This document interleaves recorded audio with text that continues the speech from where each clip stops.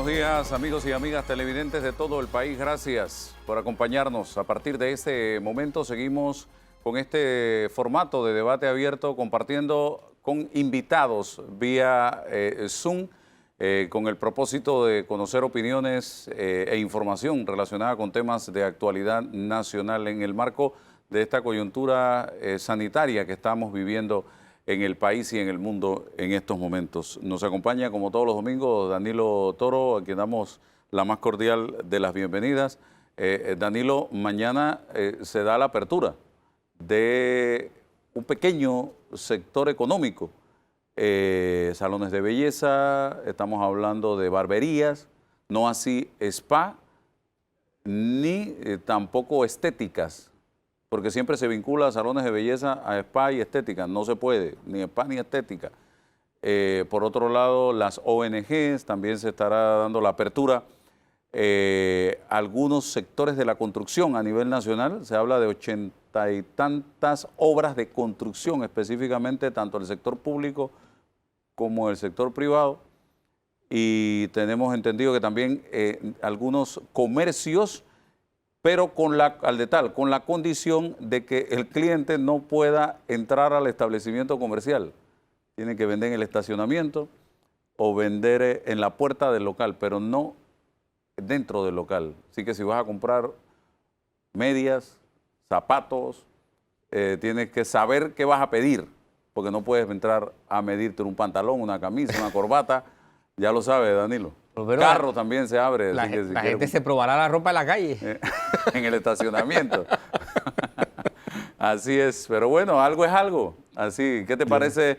Y es que yo entiendo, y hay gente que le cuesta entender la preocupación del gobierno nacional de hacer una apertura general o total. Porque es que yo no sé cuál es el problema de reconocer que los hospitales están saturados. Los hospitales públicos y privados están saturados, señoras y señores. Y hay que ir probando poquito a poco, porque si hacemos o abrimos todo, tú te imaginas, hasta en los techos de los hospitales vamos a tener que hospitalizar gente. Ese es el peligro que quizás mucha gente no ha entendido. El tema de la apertura del Figali como yo no sé si llamarlo hospital. Un hotel hospital. Bueno, la declaración de hospital cabe en la medida en que el gobierno, con los criterios que el gobierno tenga, lo puede hacer. Le da oxígeno al gobierno eso. Así es. Lo cierto es que el gobierno tiene que manejar criterios, debe manejar criterios, y estos criterios son los que no veo que están claros. Obviamente la situación es muy difícil y no es fácil manejar criterios en una situación tan compleja como esta, pero hay criterios, y hay criterios que a veces yo me pregunto por qué no se tomó en consideración esto y esto y esto. Antes. Por ejemplo, para la apertura hay una serie de criterios. Hay una serie de criterios que a mí me sorprende que no se hayan tomado en consideración todavía. Pero el gobierno supongo que toma decisiones con base a la información que maneja. La pregunta es, ¿la información que maneja es la adecuada, es la suficiente? Ese es el punto que uno debe preguntarse. Y lo otro es el hecho de que lo que tú planteas es clave. Hay dos cosas claves. No reconocer que la capacidad sanitaria está vencida. Y está vencida no es un asunto de cuántas camas hay disponibles ni cuántos respiradores hay disponibles. Desde el momento que tú tienes una cantidad X de camas o de aparatos, aunque los tengas sin usar, y tú no reconoces que el sistema está vencido, que está copado ya, que está agotado o colapsado, los criterios te confunden. Porque dirán, no, todavía me quedan 20 respiradores o 10 respiradores y 3 camas. Pues todo sistema debe tener lo que en inglés se llama un backup, claro, una reserva. ¿Qué ocurre si a uno o dos pacientes que están con un respirador el aparato se daña y no tienes ningún aparato de reserva? ¿Qué ocurre? Entonces, nuestros criterios de crisis no están lo suficientemente afinados. Eso es uno. Y lo segundo es el hecho de que la economía del gobierno, para poder sostener el aparato que reaccione contra la pandemia, también entró en crisis.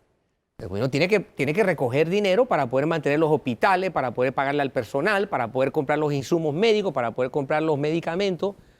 Y esto no va a dar, no va a dar hasta ad infinitum. Y cada vez que tú tocas este tema o le preguntas a la autoridad, siempre salen, no, todavía estamos en el 90, o que estamos en el 95, o que estamos en el 85%. Señores, hablen con la verdad. Tú vas a un hospital privado incluso en este momento y es un dolor de cabeza conseguir una cama. Por favor, Elisa Suárez está con nosotros, presidenta de la Asociación Panameña de Ejecutivos de Empresa, APEDE. Gracias, Elisa. Su visión de lo que va a pasar a partir de mañana y de esta decisión que ha tomado el gobierno nacional muy despacito, muy cuidadosamente, y precisamente yo lo considero que se debe precisamente al tema de la situación que estamos viviendo con la capacidad hospitalaria. Elisa. Hola, muy buenos días. Sí, hemos dado un paso adelante, Álvaro, con las condiciones que se establecieron para esas reaperturas.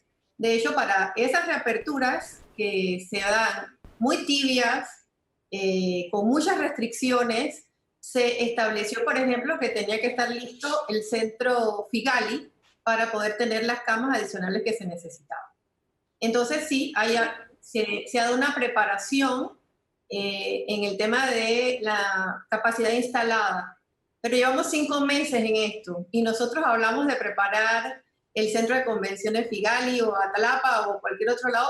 Lo hablamos desde que teníamos 2 meses en este tema. Así que, bueno, nunca es tarde cuando la dicha es buena. Hemos comenzado las reaperturas. Sí tenemos muchos temas en limitaciones que se nos ponen para poder hacer efectivas esas reaperturas, pero no perdamos de vista que todas las semanas se deberían estar dando entonces actividades adicionales que se deben ir incorporando ya a una reactivación del proceso productivo en Panamá. Y sí quiero decirles, miren, nosotros después de 5 meses de confinamiento, tenemos ya que estar preparados para entender que como ciudadanos tenemos que asumir nuestras responsabilidades también. Y no podemos seguir estando todo el mundo en la calle con o sin salvoconducto y no ser productivos.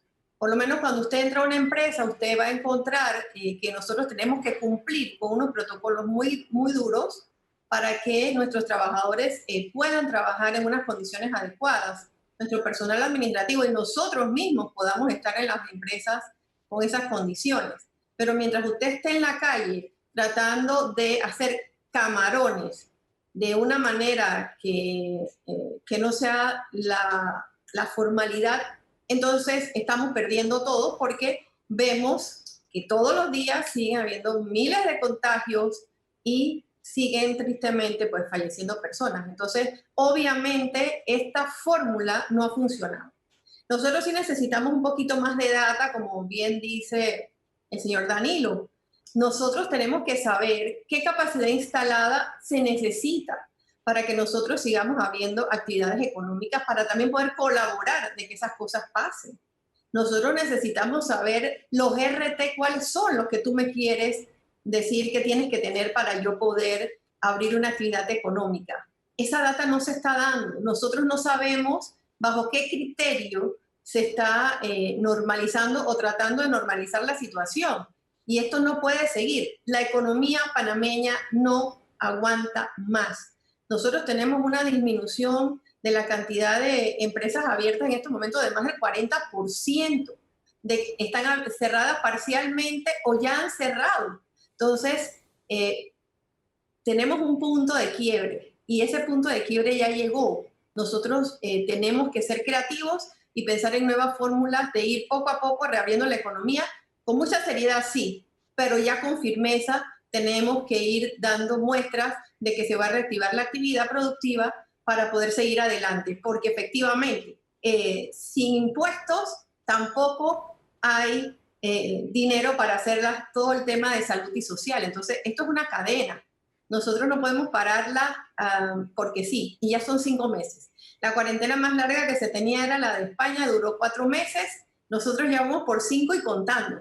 Y nosotros no tenemos una economía que nos permita sobrevivir tantos meses en esta situación. Sí, Elisa, escuchaba al ministro de Salud, también al viceministro de Comercio, señalar que se va a estar realizando un monitoreo a partir del lunes, o sea, de mañana, y si las cifras empeoran y se pone el escenario más crítico de lo que está, tendremos que volver para atrás, como ha pasado en otros países. Entonces, aquí me gusta mucho, y lo digo y lo recalco, el eslogan que está utilizando el sector privado en la campaña "El virus lo paras tú", dirigiéndose a cada uno de los panameños, porque es que en este momento nosotros tenemos que poner de nuestra parte y asumir un compromiso de responsabilidad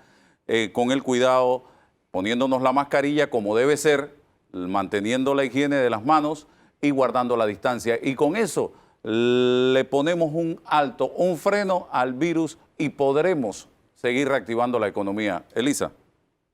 Sí, definitivamente. Ya esto es una cuestión de también responsabilidad ciudadana. Nosotros no le podemos echar la responsabilidad de todo ni al gobierno, ni al empresario. No, esta es una responsabilidad compartida. Mire, en las empresas nosotros nos hemos preparado, hemos tenido que hacer protocolos, tenemos un comité de salud que le va a dar seguimiento a los que van regresando a trabajar. Van a estar controlados. Implicó también costos adicionales para las empresas, pero bueno, esa es la forma que nos han dicho que tenemos que abrir. Entonces, cuando usted va a trabajar, usted va a estar en un ambiente relativamente seguro para usted y para quienes ustedes atiendan. Pero cuando usted está en la calle, porque usted necesita salir a trabajar, porque tiene que ganarse el pan, porque la situación está muy complicada, entonces usted no necesariamente está con esas medidas de seguridad. Ojo, eso no quiere decir que usted como ciudadano no sepa que usted tiene que tener un distanciamiento social, que usted tiene que lavarse las manos y que usted tiene que usar la mascarilla. Entonces, yo creo que nosotros todos tenemos que ir encaminados hacia ese tema. Yo he visto movimientos muy interesantes en corregimientos que están, por ejemplo, repartiendo mascarillas para que la gente tome el control también de su seguridad.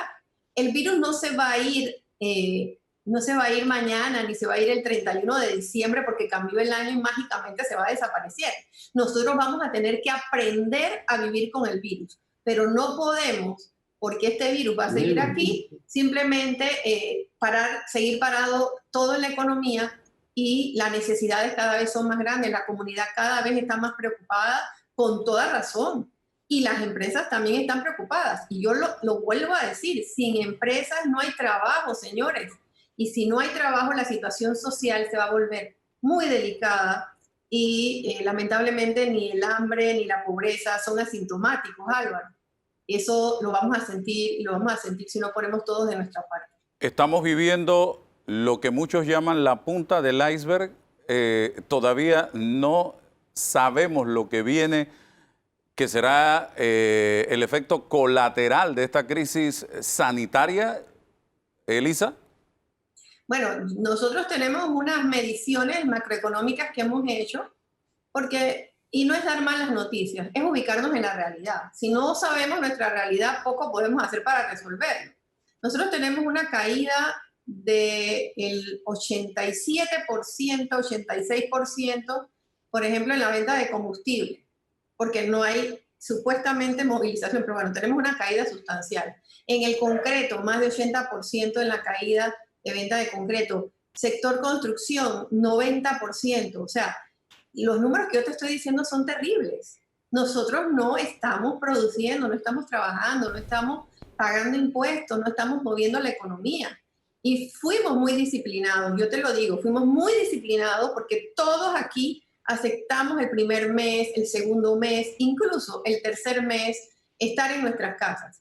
Pero ya se salió de las manos. Estamos en una situación que ya es insostenible insostenible, física, emocionalmente, económicamente insostenible, entonces debemos ser creativos. Si lo que tenemos es que prepararnos como ciudadanos, preparémonos como ciudadanos. ¿Cómo tenemos que aportar? ¿Qué tenemos que hacer? La empresa privada está aquí dispuesta a seguir apoyando, porque desde el día 1 lo hemos hecho. Hemos estado apoyando desde el día 1. Pero el otro tema significativo es también que ya nosotros no podemos seguir con una economía cerrada. Y fíjense, las aperturas, que si bien es cierto son pocas y muy restrictivas, son un comienzo. Son un comienzo, tenemos que ir poco a poco, todo eso lo entiendo, pero el poco a poco no puede ser 5 meses más, ni 3 meses más. Tenemos que entender que ya estamos en una situación que para poder resolver los temas económicos no va a pasar un año, va a pasar mucho más tiempo. Entonces, entendamos que la situación de aquí en adelante no es que se va a resolver porque abran todos los negocios, no. Eso tampoco va a pasar. Esto va a ser paulatino, vamos a tener que hacer muchas adecuaciones también en la forma de trabajar, pero tenemos que poner al país ya en actividad. No podemos dejarlo así porque el país está agonizando y eso no lo podemos permitir. Danilo Toro. Buenos días, señora Suárez. Buenos días. Los agentes económicos, la gente que produce riqueza, necesita al recurso humano para que efectivamente cumpla con su objetivo de producir riqueza que vierta en el desarrollo social. Pero el problema es que entre ese objetivo y la posibilidad de atraer al recurso humano hay un elemento que es determinante y que yo no veo claro. Mi pregunta va dirigida a si ustedes lo han previsto, si ustedes lo ven claro y si ustedes lo tienen como una variable controlada. Y me refiero al transporte. Abrir centros de trabajo para que la gente vaya a trabajar o permitir que la gente vaya a hacer actividades económicas implica movilizar a la gente. Pero este es un país en el que llueve 9 meses al año. Este es un país en el que la gente se aglomera de una manera espantosa en los medios de transporte, en los autobuses de todos los tamaños, sean legales o ilegales, porque ambos sistemas viven sin pandemia o con pandemia de una manera increíble en Panamá. Y además, no solamente el transporte, sino los sitios que están antes y después del transporte. Me refiero a las paradas, por ejemplo, a los sitios de parada. Yo me he dedicado a tomar fotografías de paradas ahora que está lloviendo y allí se fue todo el principio protector del distanciamiento social, porque la gente se tiene que apiñar debajo de un techito de parada. Entonces, ¿cómo manejar al que determina que la gente se movilice a su centro de trabajo? ¿Qué variable ustedes cómo han considerado esa variable? ¿Qué le han propuesto al gobierno o al revés? ¿Qué el gobierno le ha propuesto a ustedes para garantizar que la gente llegue a su centro de trabajo sin el riesgo de contagio en una parada de bus o en un sistema de transporte que lo va a apiñar? Bueno, esa es una variable que tiene que considerar también el Estado, no solamente nosotros. Aquellas empresas que tienen capacidad, hay empresas que ya tienen transporte para sus trabajadores desde hace mucho tiempo. Eso, si se reactiva la actividad, se puede reactivar también y es una forma de colaborar, definitivamente. Pero el transporte es público y no todas las empresas van a tener la capacidad de poner un transporte para llevar a sus trabajadores. Recuerden que nosotros vamos a trabajar apenas con el 50% o menos, creo que en algunas actividades es hasta 30% del personal.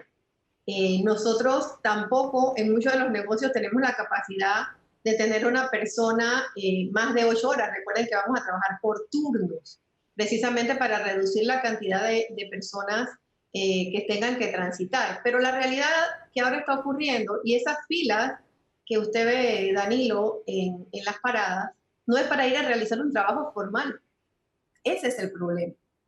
¿Ve? Porque la gente sí está en la calle. Nosotros no podemos ser ciegos a esta realidad. La gente está trabajando de ver cómo se gana el pan, pero no en un trabajo formal. Y lo que nosotros insistimos es que nosotros sí estamos tomando medidas de seguridad. Ya les digo, aquellas empresas grandes que tienen la capacidad de movilizar a sus trabajadores, que ya lo hacen en muchos casos, pues tendrán que reactivar esa acción. Y tendremos que ser creativos. Nadie ha dicho que no.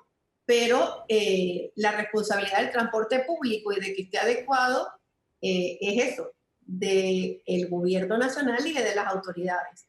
Que nosotros vamos a colaborar, por supuesto, porque nosotros queremos abrir, pero es una responsabilidad que le compete al Estado. Bueno, Elisa Suárez con nosotros, le agradezco habernos dado la oportunidad de compartir con usted esta mañana iniciando este programa de debate abierto como presidenta de la Asociación Panameña de Ejecutivos de Empresa. Vamos al cambio comercial y regresamos.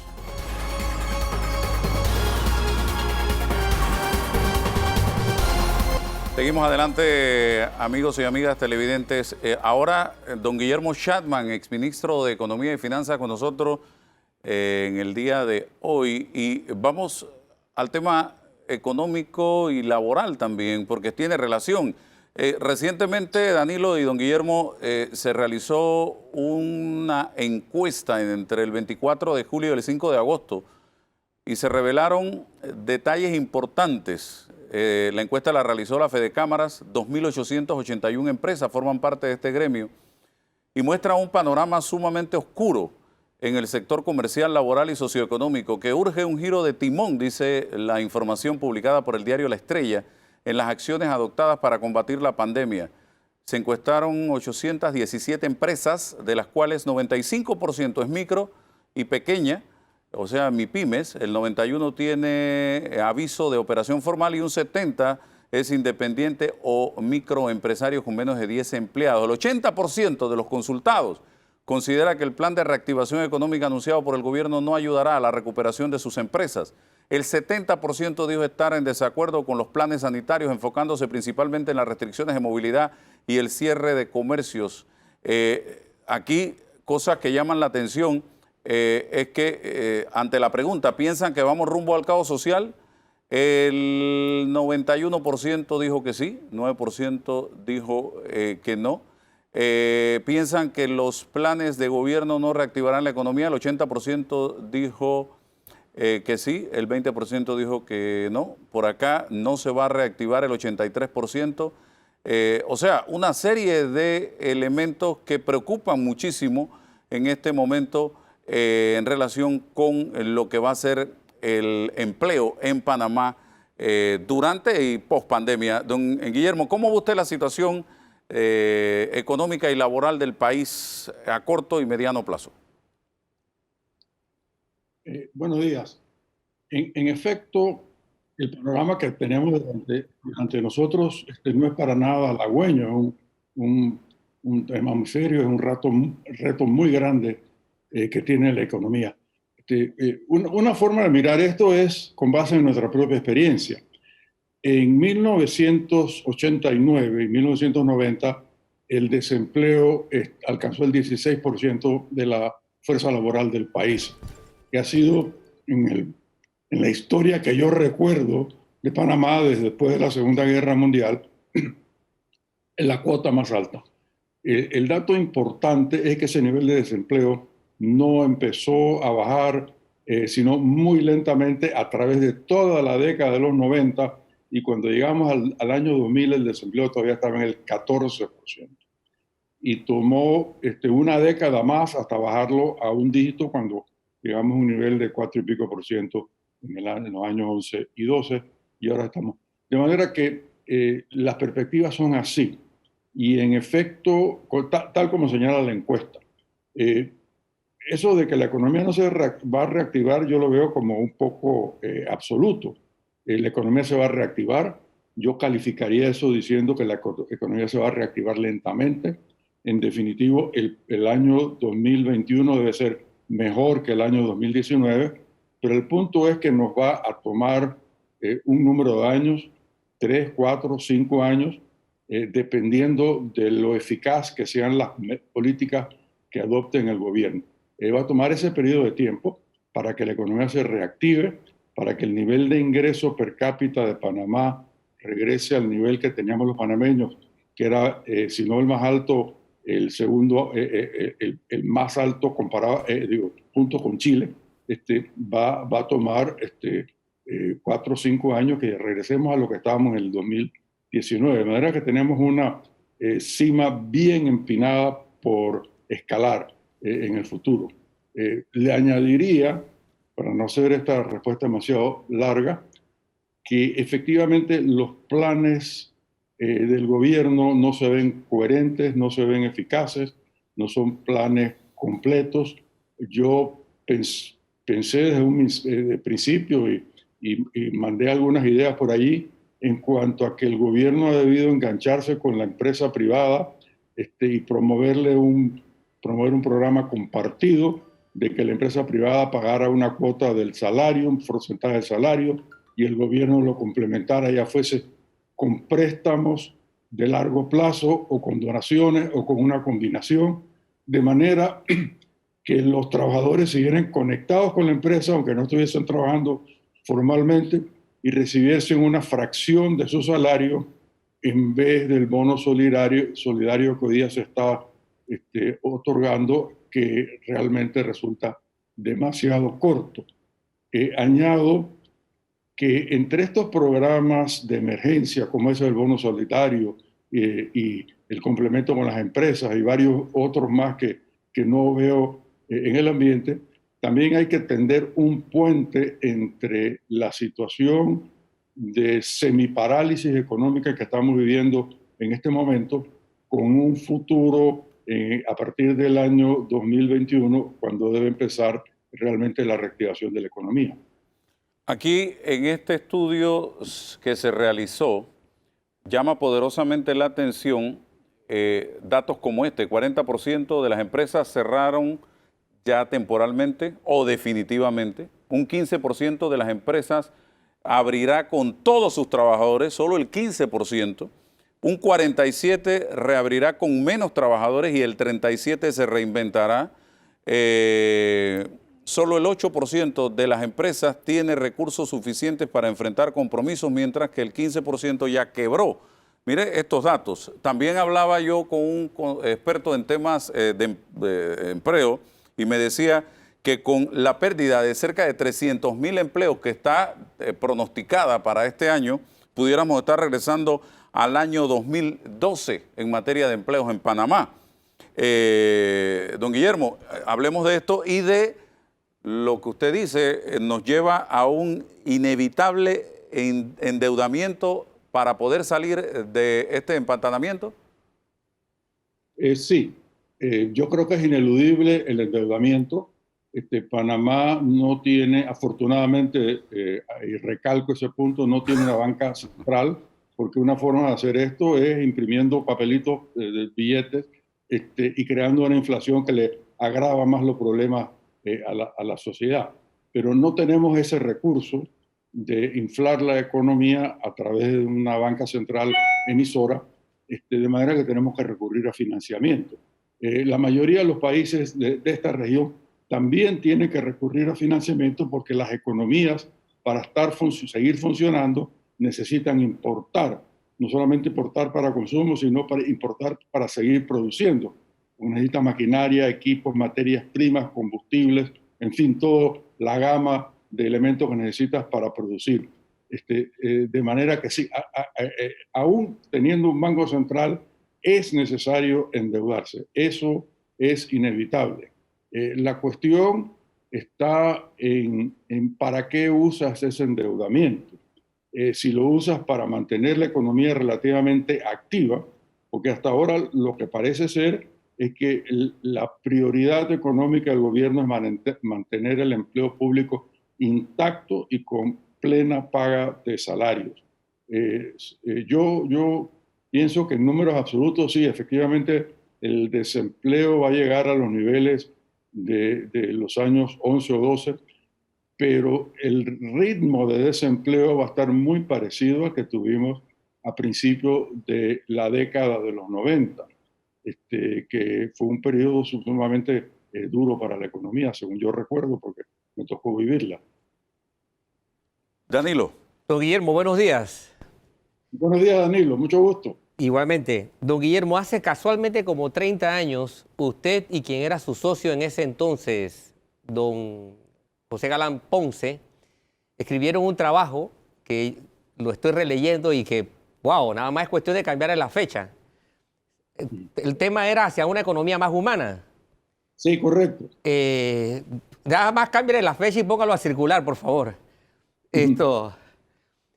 Dicho esto, Oye, ¿perdón? Danilo, te voy a pedir un favor, que Dígame. me lo prestes para sacarle una fotocopia, que el mío se lo presté a alguien del libro ese y se me perdió. Ah, bueno, yo lo tengo como un tesoro, es un trabajo de referencia que yo utilizo. Muy, muy, muy bueno para estos tiempos. Bien, dicho esto, don Guillermo, y conociendo su experiencia, este gobierno llega al poder y la primera cosa que hace es que va a buscar recursos en el mercado de oferta de financiamiento al exterior. Y cuando uno suma todas las maniobras que se han dado hasta ahora, suman casi 7.000 millones de dólares con las últimas ofertas que se hicieron desde Panamá por bonos, 6.800 si no me equivoco. Y las primeras efectivamente fueron para pagar deuda, no fueron para lo que usted está señalando. Y nos hemos ido para pagar desde deuda escondida hasta para pagar salario, porque entiendo que al gobierno tampoco le alcanza siquiera como para pagar todo lo que tiene que pagar en materia de salario para el sector estatal. Teniendo esto presente, mi pregunta es, uno, ¿cuáles son los riesgos que hay por delante para un gobierno que ha tenido que endeudarse tal vez con la concentración más alta en la historia de Panamá para un periodo de 12 meses? Porque no conozco otro gobierno que haya llegado a esa cantidad de búsqueda de crédito, de financiamiento en 12 meses con ese monto. Uno, ¿cuáles son los riesgos? Y dos, ¿qué significa el hecho de que buena parte de ese dinero precisamente no esté destinado a la producción, sino o a pagar funcionamiento o irnos o al gasto urgente que representa la pandemia? O sea, ¿qué riesgo estamos enfrentando desde el punto de vista económico con esta concentración? Yo estoy viendo que los techos, los límites o el horizonte en tiempo es allá por los años 50, 2050. Es decir, son los niños de ahora, los que están por nacer, los que van a terminar pagando esta urgente necesidad de crédito que el gobierno va a tener. ¿Qué va a significar esto? Bueno, primero yo quisiera hacer una referencia histórica para que tengamos el panorama claro entre nosotros, que lo registremos en el disco duro que tenemos aquí. El punto más alto del endeudamiento de Panamá se registró hasta donde yo lo tengo anotado en el año 1994, cuando el gobierno de Ernesto Pérez Valladares tomó el control del gobierno. En ese momento el endeudamiento era 105%, el equivalente al 105% del Producto Interno Bruto, que es más del doble del nivel de endeudamiento que tenemos hoy día. Yo pongo eso como una nota interesante en el sentido de que los altos niveles de endeudamiento, con un buen manejo fiscal y una buena política económica, son superables. El riesgo, contestando a su pregunta, Danilo, el riesgo es que el manejo no sea el adecuado, que continuemos en una senda de endeudamiento hasta el punto en que la deuda no sea sostenible. Ese es un eufemismo que se usa en la literatura financiera internacional, es decir, cuando el gobierno ya no puede pagar la deuda. Entonces entramos en problemas como los que tienen en estos momentos precisamente Argentina y Ecuador, en donde están, específicamente en el caso de Argentina y Ecuador está corriendo ese mismo peligro, no se le puede pagar la deuda a quienes nos la prestaron. No se pueden pagar ni los intereses completos de la deuda. Entonces, dejamos de ser sujetos de crédito y esta economía, que es una economía pequeña, muy abierta, depende del crédito. Y las veces que se ha cortado el flujo de crédito, como el ejemplo más reciente fue en el 2008-2009, la economía en el 2008 creció, si recuerdo bien, 11 o 12%, y en el 2009 creció a 1.6%. Es decir, caímos prácticamente 10 puntos de la tasa de crecimiento de la economía simplemente porque se secaron las fuentes. De manera que efectivamente el riesgo es enorme. y no solamente que es enorme, sino que sí es una deuda, una situación de pérdida de flujo del capital externo por razón de que la deuda no es sostenible. No es un shock como el que tuvimos en el 2008-2009, que al año siguiente empezamos a crecer nuevamente y la economía se recuperó, sino ya es de carácter más permanente y tomaría muchos años y requeriría, digamos, a ponerlo en términos médicos, de una cirugía mayor para rescatar la economía. Sí, don Guillermo, hay mucha gente que está hablando de que o nos mata el virus o nos mata el hambre.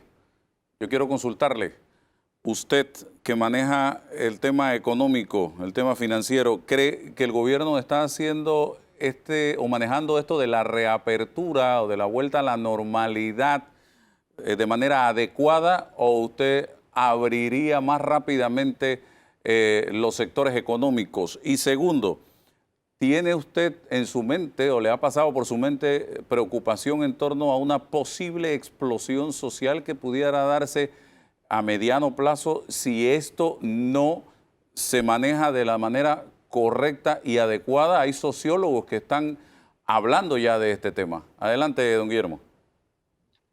Sí, bueno, me refiero a la última, a la última pregunta, que es como la más seria, la que más preocupa.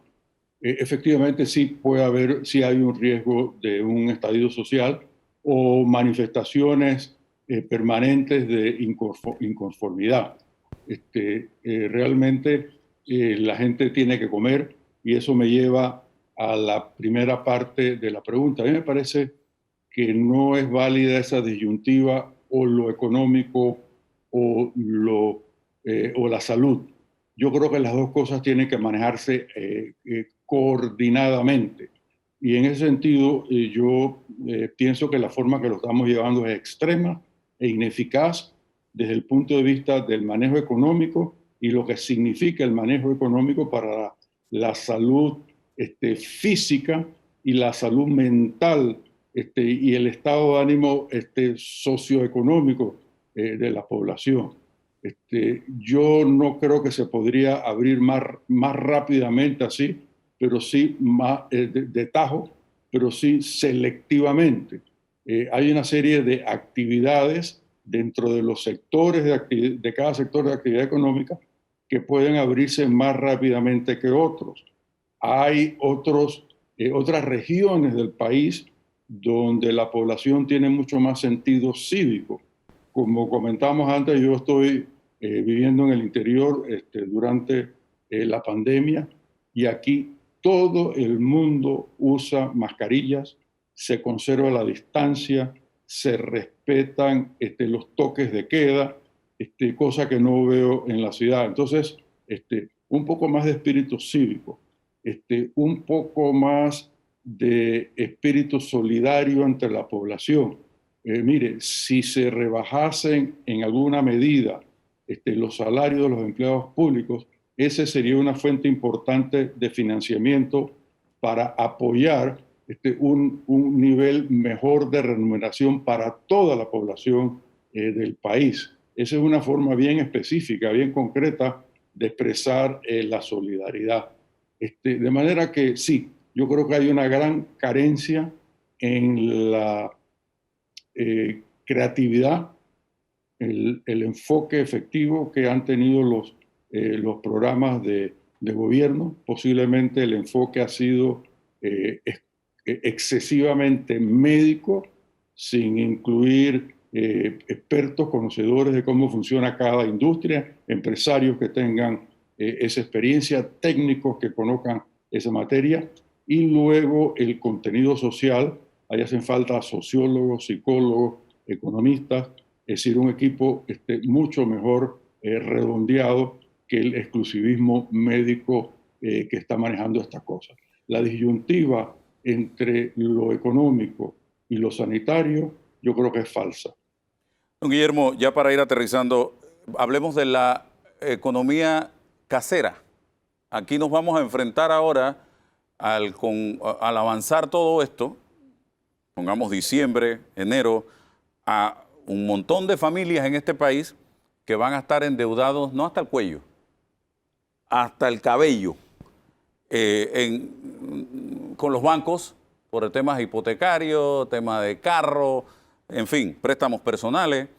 Por otro lado, con las empresas de servicio público, gente que está con contratos suspendidos, otros que han perdido el trabajo, otros que no tienen para pagar la escuela de sus hijos. Conozco de empresarios pequeños que han tenido que sacar a sus hijos de la escuela privada después de años de tenerlos allí, porque la escuela privada no les dio la oportunidad de, oye, que entren a la escuela y después pagan. No.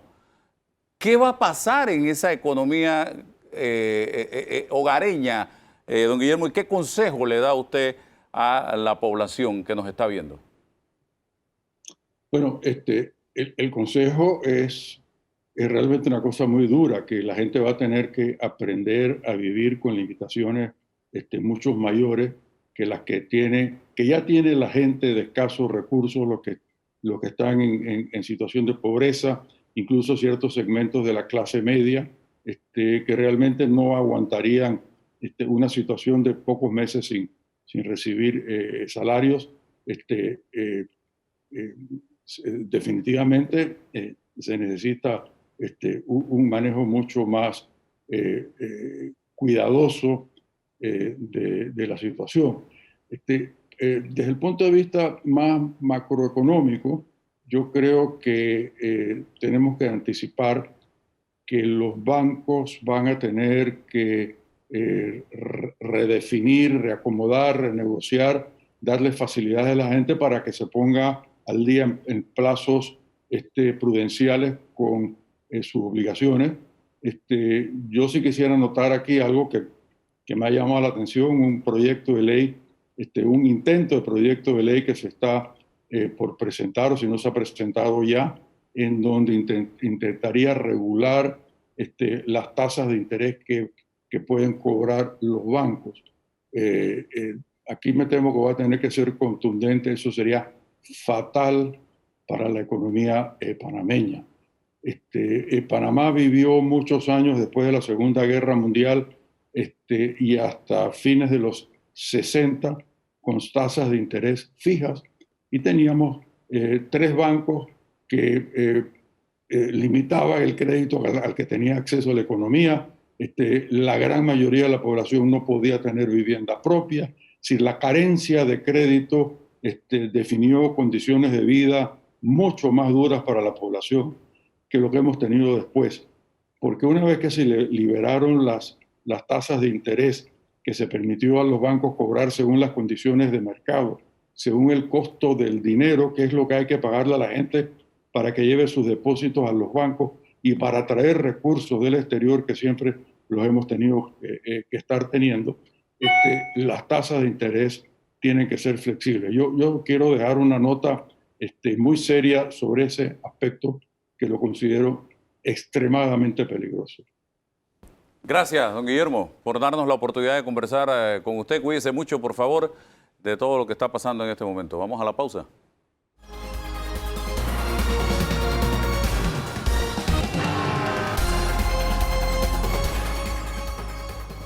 Omar Montilla está con nosotros en este momento. Él es el viceministro de Comercio Interior. Gracias por acompañarnos.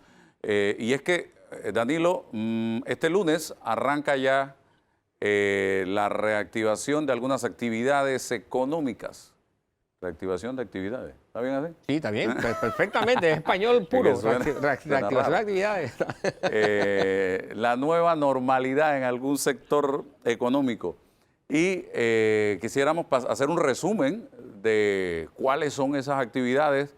Señor viceministro, bienvenido. Y desearle pronta mejoría al ministro de Comercio, Ramón Martínez, que está máscara contra cabellera contra el COVID en este momento. Ojalá todo salga bien. Ya el vice pasó por eso. Adelante, viceministro. Buenos días, Álvaro. Buenos días, Danilo Toro. De verdad que para nosotros nos complace poder acompañarlo hoy domingo. Estamos de gira acá en el área de Coclé. específicamente vamos a estar en Aguadulce y Penonomé verificando pues algunos comercios que ya han aperturado. En esta área no hay restricción de horario ni de día y estamos viendo cómo estas actividades cumplan con todas las medidas de bioseguridad para que todo se dé en la nueva normalidad conviviendo con el COVID. Ok, hablemos entonces de las actividades económicas, viceministro. Sí, hemos dado autorización para que desde el día de mañana puedan iniciar labores las ONG en la parte administrativa, porque ya algunas estaban dándole apoyo al Plan Panamá Solidario, también al tema de las barberías, el tema de las salas de belleza que estén adecuadas. Las que estén adecuadas, que tengan el tema de los acrílicos, la medida de temperatura, el ingreso, el 50% de sus empleados que ya tengan los salvoconductos, porque desde el día jueves 13 inició el proceso de poder validar el Ministerio de Comercio el tema de los salvoconductos para que ellos puedan movilizarse de su casa al trabajo y viceversa. También el tema de la venta de autos en general, cuando explicamos esto es que venta de autos nuevos y también de segunda. El tema también de otras actividades como comercio al por menor, y hemos en la semana que acaba de pasar hemos estado haciendo algunas inspecciones en algunos centros comerciales que han ido adecuando las entradas, los accesos y también los accesos hacia los almacenes que de una u otra manera van a poder brindar el servicio en puerta, y los otros van a también a poder brindar el servicio de delivery, como se venía haciendo a través del comercio electrónico, que es una modalidad que se ha venido implementando básicamente en todos los comercios, y también que puedan hacer sus entregas en los estacionamientos de los lugares, de los centros comerciales. O sea, vamos por actividad. Por ejemplo, en el caso de salones de belleza y barberías, hay un debate, las mujeres principalmente, y nosotros no entendemos mucho de eso, que dice que se hacen tratamientos que no les va a alcanzar las 2 horas para ir a los salones de belleza, a hacerse X, Y o Z tratamiento.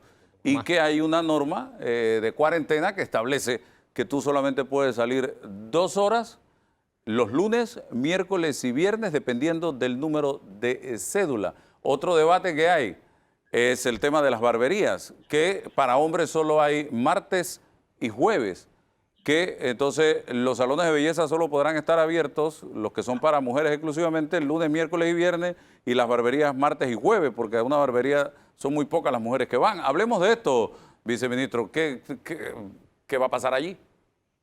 Definitivamente, en este momento no tenemos nada. En este momento hay un cierre total de este tipo de actividades.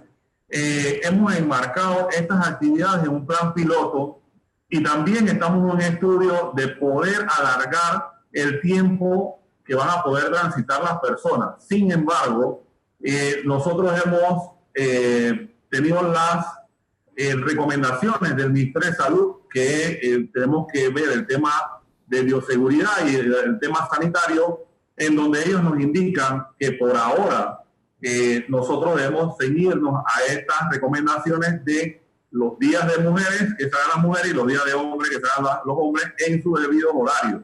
Se supone que una mujer que se va a hacer un tinte va a demorar más de 2 horas, entonces también hay la flexibilidad que ella pueda ir un poquito más temprano a través de la cita y que ellas entonces puedan tener ese acceso a que le puedan hacer diferentes tratamientos que se hacen en las salas de belleza, y de repente no van a poder ir todas juntas.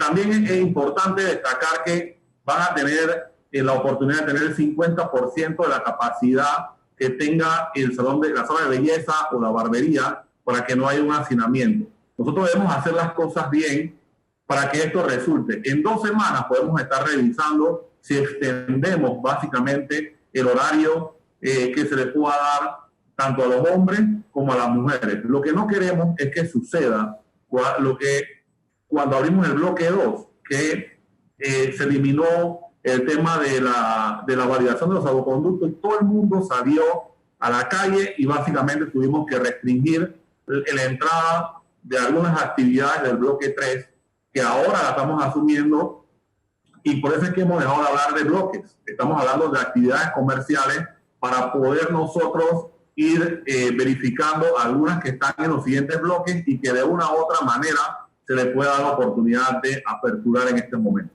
Los spa y las estéticas todavía no pueden abrir. Las estéticas todavía no pueden abrir. Estamos hablando de los salones de belleza y también de las barberías. Estética todavía no se ha llevado a la mesa económica porque tampoco, mire, lo importante de esto es que cada actividad comercial pueda ir presentando los protocolos que le exige el Ministerio de Salud. Algunas actividades han ido adelantando sus protocolos y nosotros hemos hecho algunas inspecciones.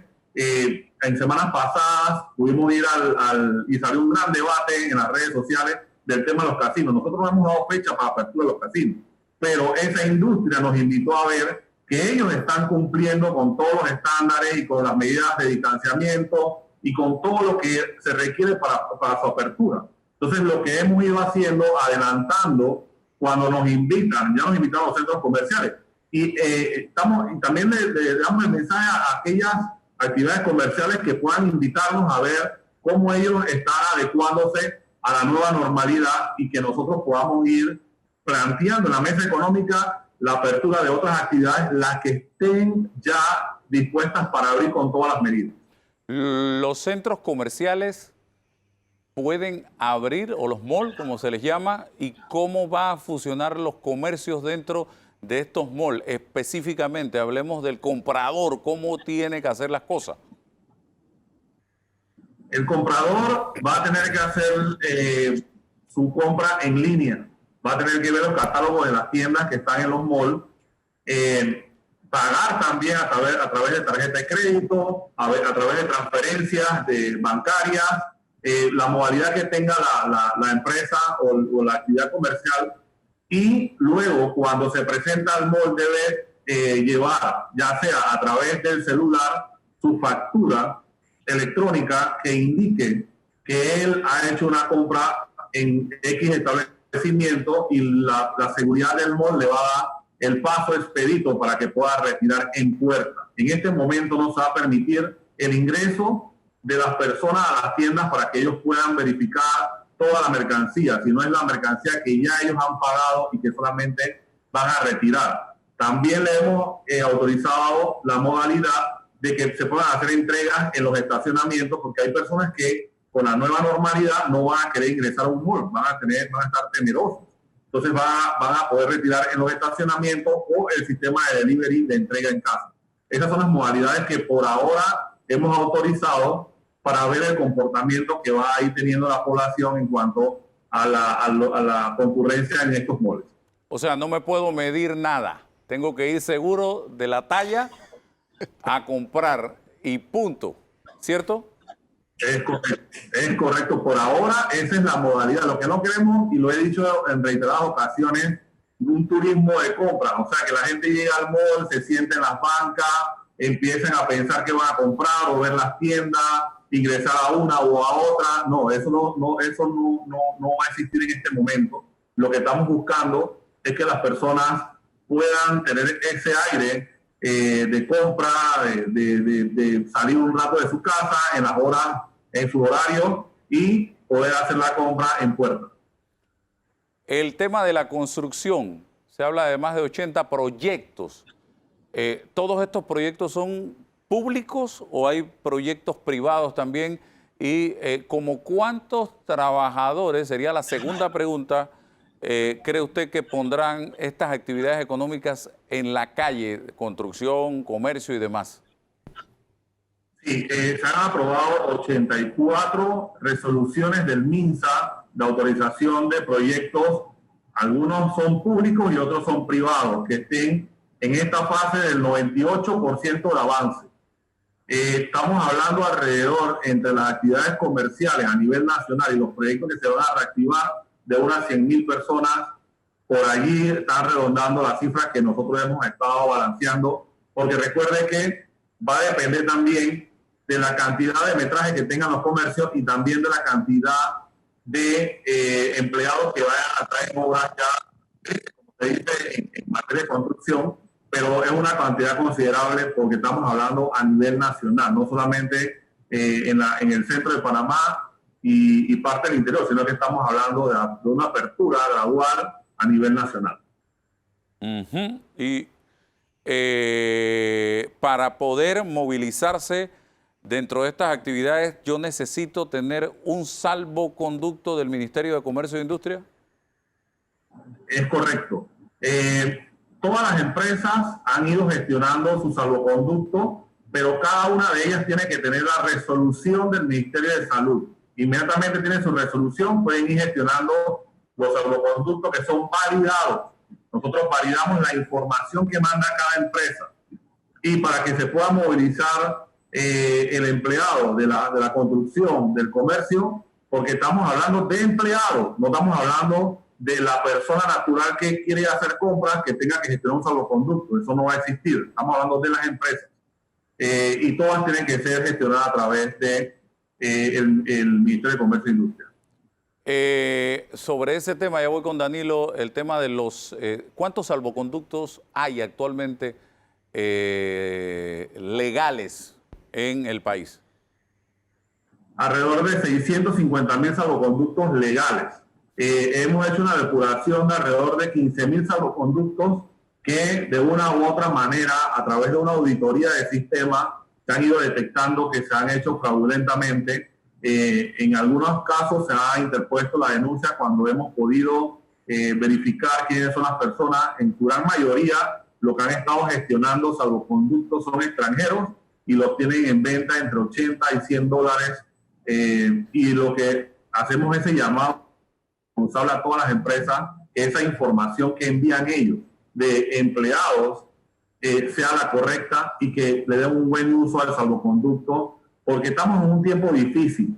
Sin embargo, sí queremos apelar al buen comportamiento del individuo que está en la calle, de estas personas que tratan de burlar los sistemas, y los sistemas están hechos para también poder verificarse, y estamos detrás de esos salvoconductos irregulares. Danilo Toro. Buenos días, señor viceministro. ¿Cómo está, don Danilo? Bien, bien, gracias a Dios. Viceministro, yo quisiera saber si el Ministerio de Comercio ha tenido alguna especie de trato especial para la conformación de nuevas empresas en este periodo especial. Y quiero preguntar sobre un tipo especial de empresas, las empresas de entrega a domicilio o de despacho. ¿Y por qué lo digo? Porque en Panamá ese no ha sido un renglón muy eficaz y que ha encarecido muchísimo la obtención de bienes y productos que se tienen que despachar. Hay situaciones en las que a veces hasta más del 30% ha significado el costo de recibir algo a domicilio. Por ejemplo, a mí en esta pandemia se me dañó la computadora. Imagínense, en estos tiempos en que mucha más cosas hay que hacerla por medios digitales, se me daña la computadora y es como si se me hubiera fracturado el brazo derecho. Fue un lío. Y llegar a lo que usted dice, llegar a conseguir a alguien que repare, luego hacer la fila para que le entreguen a uno, y cuando llegas al final te has gastado el tiempo tuyo de salida haciendo la fila equivocada. Uno sale realmente mal. Entonces, quiero preguntar si ha habido algún proceso especial para favorecer la competencia de empresas de despacho a domicilio sin pérdida del control, porque el despacho a domicilio requiere una alta dosis de seguridad. Eso es uno. Dos, la actividad comercial en Panamá es la actividad de mayor significado, de mayor ponderación en la economía. O sea, esta es una economía de servicio. En la medida en que esta actividad demore, la circulación de efectivo será muy difícil poderla conseguir. ¿Cuál es el criterio importante que lo está llevando a usted a decidir esto sí y esto no? ¿Cuál es el criterio sanitario que a ustedes los está llevando a decidir qué sí y qué no? Bueno, bajo el liderazgo del ministro Ramón Martínez, una vez iniciamos el proceso en el Ministerio de Comercio e Industria, le dimos realce a una dirección que estaba dormida, que es la Dirección de Comercio Electrónico. Y nosotros hemos venido impulsando a través de diferentes leyes el tema del comercio electrónico antes de la pandemia. En el primer gabinete de San Miguelito se aprobó la primera empresa de comercio electrónico en un área especial en el área de San Miguelito, específicamente en Brisas del Golf, con una inversión inicial de $38 millones. Y eso era para dar impulso casualmente a un tema que estaba no muy concurrente aquí en el país. Nosotros diseñamos a través de la plataforma de Panamá Emprende un botón en donde aquellas actividades comerciales que no tenían el servicio de comercio electrónico, llámese cobrar en línea o también llámese entrega a domicilio, pudiesen gestionar ese cambio de actividad muy fácilmente. De hecho, en este periodo de pandemia se han inscrito más de 7.000 empresas nuevas que están haciendo comercio electrónico. Imagínense, 7.000 empresas nuevas dedicadas al comercio electrónico, que es una nueva modalidad, por lo menos para nosotros. Entonces, sí le hemos dado una importancia a la Dirección de Comercio Electrónico. Hemos estado haciendo seminarios en línea, conjuntamente también con AMPIME, buscando la manera de que muchos emprendedores y mucha gente que está establecida ya a través de su comercio se pudiesen anexar a esta nueva modalidad. ¿Qué queremos a futuro? Poder tener una certificación de estas empresas que se la pueda dar el Ministerio de Comercio e Industria, porque la ley que está actualmente, lo que le dice a la empresa es que voluntariamente se puede inscribir. Esa fue la ley que nos dejaron. Sin embargo, la vamos a modificar para que nosotros podamos tener una mejor auditoría y también una sanción más estricta para aquellos que se puedan agarrar tal vez estafando a las personas, como se hace a través del internet, muchas veces de empresas que no se dedican a nada, pero hay personas que caen, pasan su tarjeta de crédito y lastimosamente son estafadas. Entonces, en este momento eso es lo que tenemos. En el segundo tema, nosotros tenemos una mesa económica que se reúne todos los lunes virtualmente y está conformada por el MINSA, Mitradel y el Ministerio de Comercio e Industria. También ahí están incorporados el Sindicato Industrial de Panamá, la Cámara de Comercio, el CONEP, y ellos son los que nos van solicitando la apertura de algunas actividades que son estudiadas después también por la mesa sanitaria, que es conformada por los técnicos del Ministerio de Salud, y dependiendo de cómo también sea el comportamiento del contagio en las diferentes áreas, se van aprobando algunas actividades como las que hemos aprobado esta semana y que ya se han ido anunciando. Ese es el criterio que se ha ido agarrando, y también, como al principio hay una recomendación por bloques de actividades comerciales, se han ido viendo algunas actividades de diferentes bloques y la hemos ido bajando para que se puedan ir aperturando muy prontamente y no esperar llegar hasta el bloque 6 o hasta el bloque 5, sino que se van aprobando a través de criterios técnicos en las mesas conformadas por los diferentes actores. Se acabó el tiempo, se acabó, viceministro, pero en 30 segundos, si esto que se está haciendo a manera de, yo diría, experimento con monitoreo y todo lo demás, como usted señala a través de esta mesa, no funciona y vemos que las cifras van en aumento, entonces, ¿estarían ustedes dando un paso atrás nuevamente?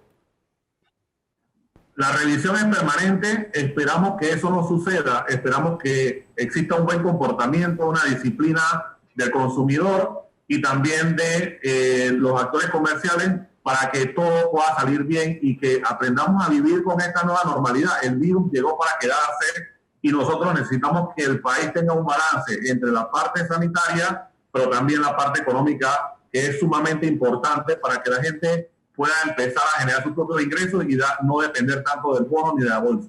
Eso es lo que esperamos. Bueno, una vez más, dependerá de la conducta humana, de la conducta del panameño. Nos están poniendo a prueba y de nosotros depende. Por eso yo insisto en el eslogan de la campaña del sector privado. el virus lo paras tú. Este es un asunto de hábitos y actitudes. Entiéndase, un asunto social. Así es. Y si nosotros cambiamos de conducta, asumimos una nueva actitud, a partir de septiembre, esto pudiera ser totalmente diferente. Un giro de 180 grados. Pero va a depender de la conducta humana del panameño. Vamos a la pausa. Gracias, viceministro.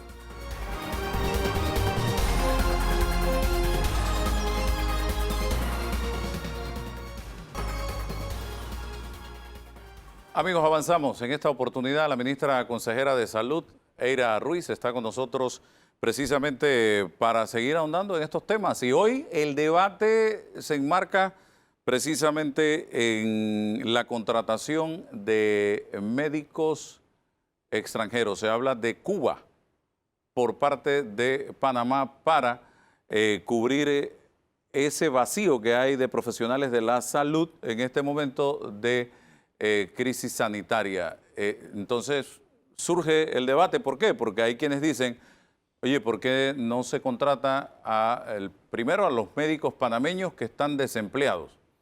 Segundo, a los médicos extranjeros que viven en Panamá, que son decenas, según he escuchado. La ministra nos despejará esa duda. Antes de pensar en médicos de otros países. Ministra, hablemos alto y claro al respecto. Bienvenida. Sí, muchas gracias, Álvaro. Muchas gracias. Buenos días a todos los televidentes. Esto es un tema de verdad que ha generado mucho debate, ha generado muchas pasiones y vemos que al final de todo esto, lo que debe imperar es la salud de los pueblos panameños. Debe imperar la seguridad del paciente. Y en ese sentido, responsablemente el gobierno nacional tiene que explorar las diferentes opciones para poder aumentar, uno, la capacidad instalada y dos, el recurso humano que pueda atender a todos estos pacientes cuando aumentemos la capacidad instalada. Todos sabemos que desde que empezó esta pandemia, nuestros colegas cansados, los hemos visto en entrevistas diciendo que están cansados, que no aguantan más. Y nosotros lo que hemos hecho responsablemente es nombrar a todo el médico panameño que esté accesible en este momento para ser nombrado. Nosotros no tenemos problemas con médicos generales porque médicos generales hay suficiente y hay muchos para nombrar también. Aquí el nudo crítico es el médico especialista, el intensivista, los cardiólogos, los neumólogos. Estos son los médicos donde tenemos nosotros una crisis en este momento en cantidad. Quiero explicar de manera pausada, punto a punto, qué es lo que se ha hecho durante todo este momento. Así como tú dices, Álvaro, primero los nacionales, después los extranjeros que viven en nuestro país y por último los extranjeros. El Código Sanitario y la Ley de la República dicen que el Ministerio de Salud debe hacer convocatorias públicas a través de los medios de comunicación escritos y redes y por todos los medios posibles para hacer esta convocatoria. Se han hecho 2 convocatorias llamando a 50 médicos especialistas en estas ramas para que acudan al Ministerio de Salud para ser nombrados. Y en estas 2 convocatorias, Álvaro, la ley solo pide una, nosotros hemos hecho 2. Solo se han presentado 3 médicos, 2 anestesiólogos y 1 de medicina interna en estas 2 convocatorias y a los 3 los hemos nombrado. Una vez agotado este paso, seguimos entonces al paso de los médicos extranjeros residentes en Panamá. Solo acudieron al llamado 3 médicos venezolanos, los cuales se les hizo la entrevista en el Ministerio de Salud y no querían ir a las áreas donde el Ministerio de Salud estaba proponiendo que fueran a atender. Se hizo una resolución para pedir a los médicos de la medicina privada que viniesen a hacer turnos institucionales a la Caja o al Ministerio de Salud. Ningún médico de los hospitales privados ha respondido a este llamado, o sea que tenemos 0 médicos de la medicina privada que acudió al llamado del Ministerio de Salud para poder darles turnos en las diferentes áreas de intensivo o en sala, ya sea cardiólogos, neumólogos, intensivistas. Hemos estado en reuniones, 4 reuniones con gremios, el Colegio Médico, diferentes presidentes de asociaciones de estas diferentes especialidades para poder buscar una salida, una solución a esta problemática, porque lo cierto es que ya pronto tendremos 1000 camas nuevas entre el Figali, que son 160, el Amador, que serán 796, y las 100 camas de UCI que ya vamos a tener en el Hospital Solidario. Entonces, dígame, Álvaro, ¿cómo resolvemos este tema si la población necesita atención? Nosotros privilegiamos el talento nacional y nuestros médicos, pero necesitamos que también estas sociedades nos digan, si no tenemos aquí en Panamá, ¿de dónde los vamos a sacar? Queremos abrir los bloques económicos, queremos que la gente regrese a su trabajo, necesitamos levantar el país nuevamente en el tema de todos estos servicios que se prestan y cómo lo vamos a hacer sin recursos humanos. Entonces, yo creo que el diálogo es lo que impera. Yo creo que a través de estas sociedades que nos puedan decir, bueno, ¿cuál es la salida? Hemos hecho un llamado por escrito y de manera telefónica, el ministro de Salud, Sucre, a 11 países para solicitar apoyo en estas especialidades que te mencioné. Obviamente que aquí a Panamá no va a entrar nadie si no pasa por el filtro de un colegio médico que diga que las idoneidades son lo que dicen ser y que los médicos son de la especialidad que dicen tener. De esos 11 países, pueblo panameño, solo nos han contestado un país. El resto de los países están ocupados también tratando de salvar las vidas de sus nacionales. Entonces, los esfuerzos se han hecho. Yo creo que aquí, como gobierno responsable, nosotros debemos tener también un plan B. Nuestro plan A es con los nacionales, con todo lo que tengamos en el territorio nacional. Ojalá nuestros médicos de la privada pudiesen solidarizarse y sumarse a este esfuerzo de la institución de la Caja del Seguro Social y del Ministerio de Salud. No tendríamos entonces que nosotros tener que buscar en otro lado. Pero sí, el pueblo panameño tiene que saber que primero es la salud de ustedes, primero es salvaguardar las vidas y que no tengamos nosotros más fallecidos. Y yo creo que en ese sentido, Álvaro, tenemos que ser responsables. Seguimos abriendo las puertas, seguimos en el diálogo, pero esperamos entonces que las sociedades nos den a nosotros alguna luz al final del túnel. Y además, ¿qué opinan los pacientes? También tenemos que saber qué opina el pueblo panameño. Si yo tuviese un familiar que necesitase ayuda, necesitase atenciones, y va a depender de que cualquier médico de cualquier galaxia pueda venir aquí a salvármelo, Álvaro, te digo que yo lo solicitaría, yo lo pediría.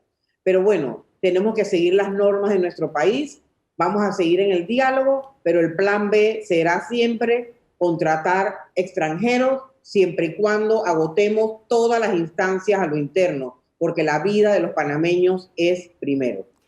Ministra, dos temas. El primero, ¿cuántos profesionales se necesitarían en Panamá? ¿Cuánto? Ya se tiene un inventario específico.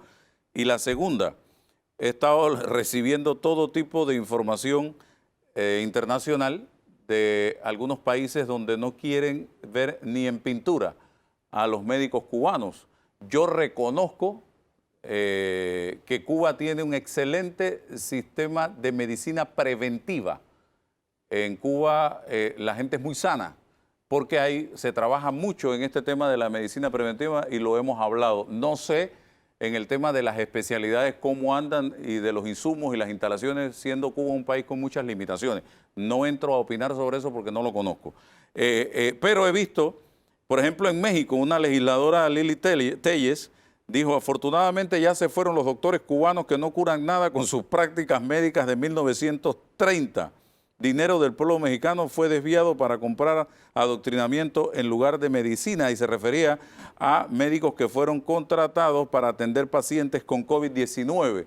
También desde Bolivia se habla de la repatriación de médicos cubanos Y se dice también que varias publicaciones en redes sociales que circulan al menos desde el 10 de abril pasado aseguran que los médicos enviados por el gobierno de Cuba a otros países fueron expulsados desde Brasil, Italia y Bolivia y que no lograron pasar el examen en Uruguay porque no son médicos. Sin embargo, solo Bolivia resolvió la repatriación de los médicos. ¿Ustedes están analizando todo esto, señora ministra? Las dos preguntas, por favor. Primero, en el tema del inventario, cómo no, una de los acuerdos que se llegó en la última reunión con las sociedades, de los presidentes de las sociedades médicas, era que el Ministerio de Salud hiciese un inventario real de las necesidades en cada instalación. La viceministra de Salud está levantando ese inventario y en una reunión que se tendrá con las sociedades se presentará el inventario por instalación de salud. Así que el inventario ahí está. Dos, con el tema que se ha politizado, y yo creo que en el tema de salud nosotros deberíamos sacar las ideologías y la política de en medio, porque cuando se trata de salvar vidas, nosotros no podemos estar en estos juegos que se dejan para otros momentos. Si ellos fueron a Italia y fueron galardonados en Italia por la atención que dieron, nosotros no somos quienes para venir a juzgar esas cosas. Y entiendo que en otros países, que no quiero nombrar a ninguno, por respeto, también se están jugando otros temas, es un tema geopolítico y es un tema ideológico. Yo creo que de cualquier parte, de cualquier país donde nosotros tengamos que traer médicos, no necesariamente nada más de Cuba, de cualquier país, tendrán que pasar por un filtro del colegio médico para verificar que sus documentos estén en línea, que sean ciertos y que tienen la idoneidad que dicen tener como médicos especialistas, ya sea de Cuba, ya sea de Estados Unidos, ya sea de México, sean del país que sean, porque primero debe privilegiarse la seguridad de nuestros pacientes. Y en ese tema nosotros no vamos a hacer ni a dejar de hacer todo lo que tengamos que hacer para asegurar que nuestros pacientes sean bien atendidos. Danilo Toro. Buenos días, doctora. Buenos días, Danilo. Usted ha aportado lo más valioso, el producto más valioso que hay ahorita mismo en nuestro país, usted lo ha aportado, que es información oficial. Con la información que usted ha dado, ya podemos tener un juicio debidamente estructurado de lo que está pasando. Y efectivamente, la variable ideológica aquí no es una variable de peso. Si mañana al volcán Barú se le ocurriera darnos un saludito apenas, aquí recibiríamos ayuda, estaríamos dispuestos a recibir ayuda del que sea, independientemente de qué bandera política o con qué ideología viniera. Ahora bien, dos cosas. El hecho de que nosotros no podamos tener claro nuestro requerimiento médico en una situación de crisis que se nos ha prolongado, no estaba previsto, es una situación nueva, se nos ha prolongado. ¿En qué medida está sirviendo para que el país resuelva un problema crónico? Una enfermedad que no dependía de COVID, pero que la hemos tenido padeciendo, que es cómo establecer de una manera relativamente sólida, confiable y creíble las demandas del recurso sanitario a corto, mediano y largo plazo. Es decir, si mañana yo le pregunto al sistema de salud de Panamá, ¿saben qué? ¿Cuántos pediatras vamos a necesitar para los próximos 5 años? ¿Cuántos cardiólogos vamos a necesitar para los próximos 7 años? Y así, esa pregunta que no ha sido resuelta históricamente, ¿esta experiencia nos podrá dejar ese problema resuelto, doctora? En todas las crisis hay oportunidades. Y esta crisis, esta pandemia, nos ha acelerado el proceso de toma de decisiones en muchos temas, sobre todo, imagínate, la coordinación MINSA-Caja, que tanto se añoró por tantas décadas, ahora se está dando de manera efectiva. Y también hemos conversado, tanto todo el equipo de salud, el doctor Enrique Lao, el ministro Sucre y mi persona, de que ya es el momento de los cambios trascendentales en el sistema de salud para beneficio de todos los panameños. De dejarnos ya que esto es mío, esto es de la caja, que esto es del MINSA, que quién paga esto, o sea, ordenar el sistema. Y lo que nos iba a tomar 5 años, probablemente nos va a tomar ahora 8 meses para poder ordenar el sistema. nosotros vemos que eso que tú estás preguntando, ¿cuál es la proyección? Hay que sentarse a hacer la proyección, Danilo, porque nosotros cómo recibimos este país. Pasan gobiernos, pasan gobiernos, pasan gobiernos y seguimos dando la vuelta en lo mismo. Yo creo que llegó el momento de verdad de planificar a mediano y largo plazo. Planificar el recurso que debemos nosotros capacitar. ¿Cuántas plazas de residente hay que abrir? ¿En qué especialidades que se necesitan? ¿Cuántos pediatras de verdad necesitamos? Pero lo que pasa es que seguimos formando, que es importante, pero al final nadie quiere ir al interior entonces donde fue nombrado con la plaza del interior. Todo el mundo se quiere quedar aquí en Panamá. Entonces esas cosas tenemos que regularlas también, de que cuando termines tu especialidad vayas al sitio donde te comprometiste firmado que ibas a ir a atender. Doctora. El otro elemento importante es,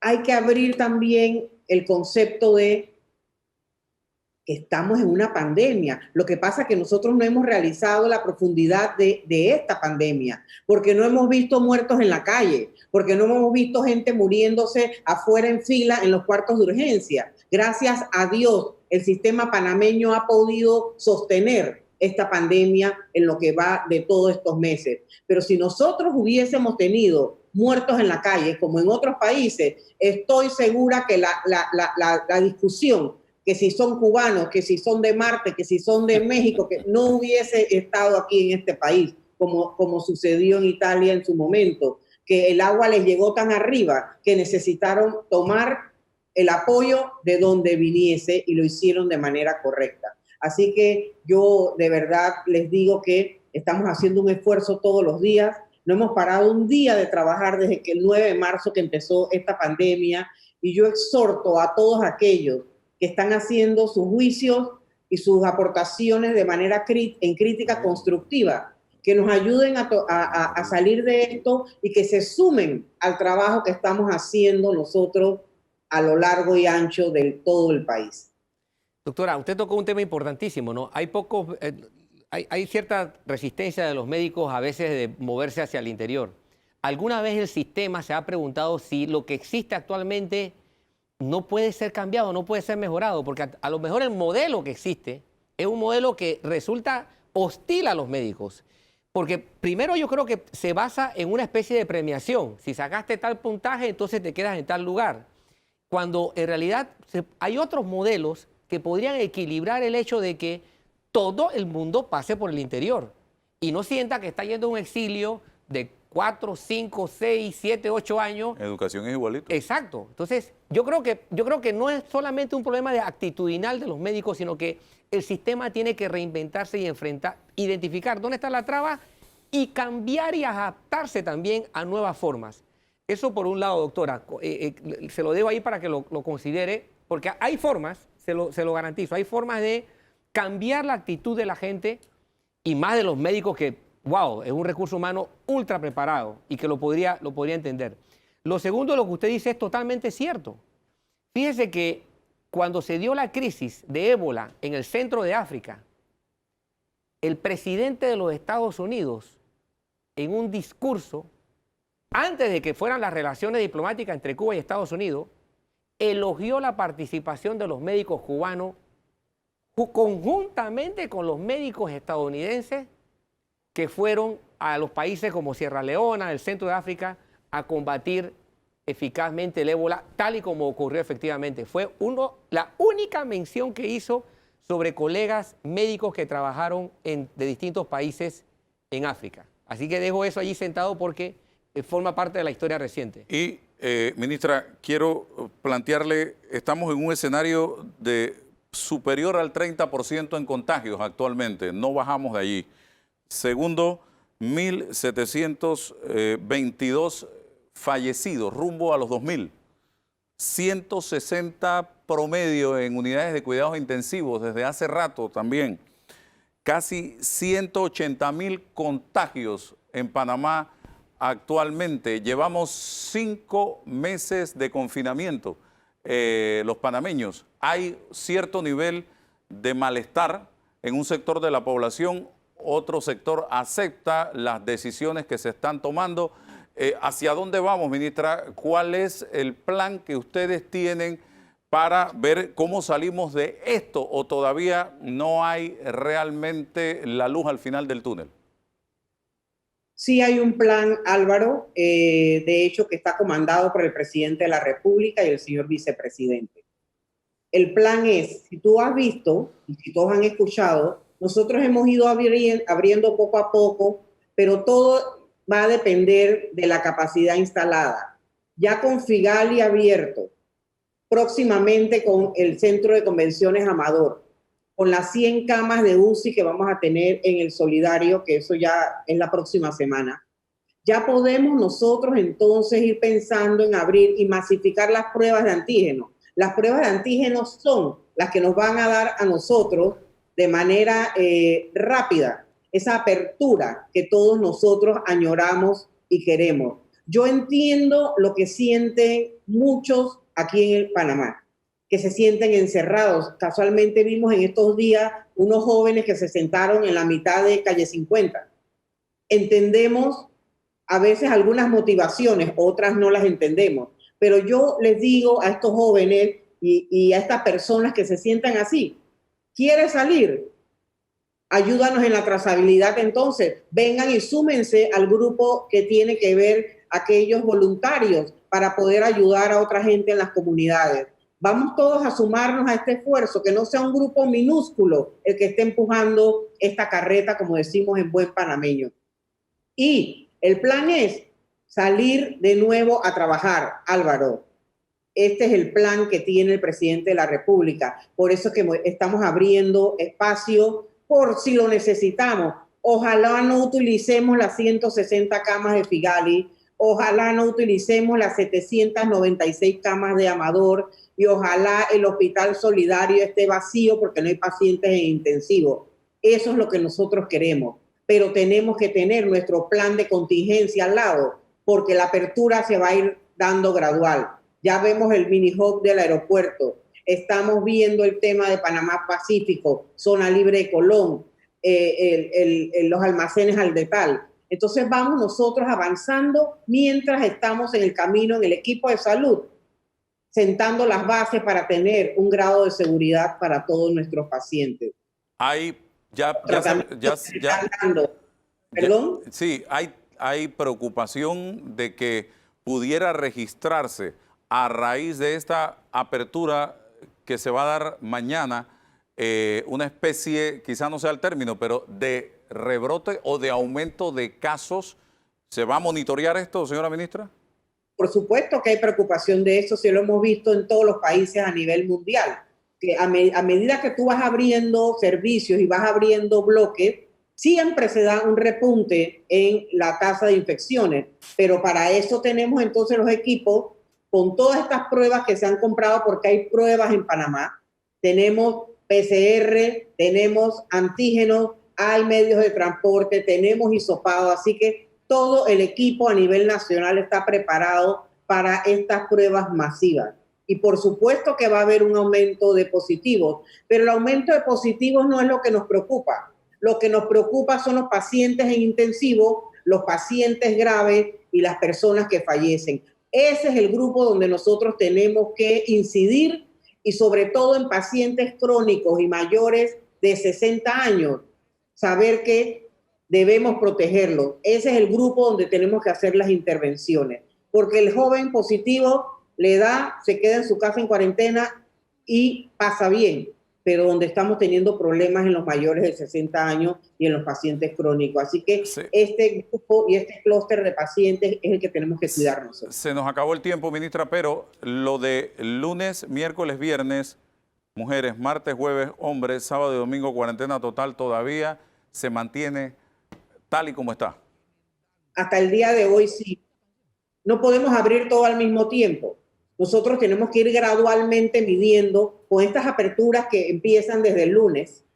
Vamos a medir cómo va la tasa de contagio y el porcentaje de ocupación en nuestros intensivos y en nuestros hospitales. Si todo va bien, entonces seguimos al siguiente paso, que sería aumentar la cantidad de horas para que las personas estén en la calle y que vayan retornando a sus trabajos. Entonces, Esto es un poquito de paciencia, sabemos que la gente está cansada, nosotros también tenemos agotamiento, pero todas las mañanas que nos levantamos decimos, un día menos de pandemia y hay que seguir. Yo creo que con esta actitud positiva y sabiendo que vamos bien enrumbados, es lo que nos da la energía para seguir adelante, pueblo panameño. Ayúdenos a tener este espíritu, ayúdenos a seguir en este camino y pronto veremos esa luz al final de este túnel. Gracias, ministra.